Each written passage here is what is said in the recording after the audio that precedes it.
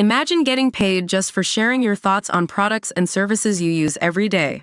With Survey Junkie, it's that simple.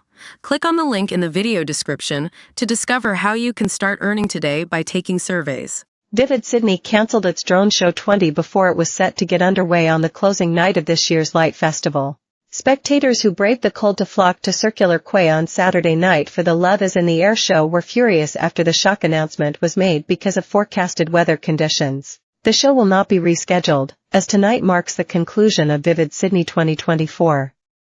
We apologize for the inconvenience and thank you for understanding.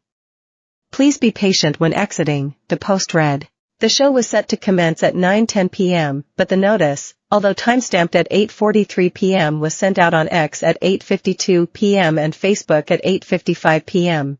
Organizers said beforehand they expected large crowds, but that the show was also dependent on the weather. One member of the crowd posted that they were sitting at Mrs. Macquarie's chair overlooking the harbor and that the weather is fine. Vivid caused controversy just a few days ago when huge crowds making their way through the city at the show caused a major pedestrian traffic jam.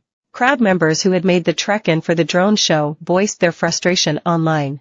Saw a lot of people were still waiting for the show and not aware it has been cancelled, one said. Skies clear from 6 to 8, 20 minutes of rain, and it was clear again by 9:15.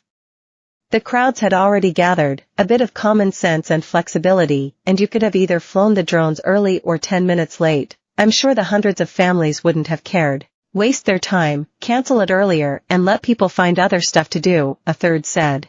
A fourth simply fumed that it was a swindle. Paid hundreds for a cruise to see it, said a fifth.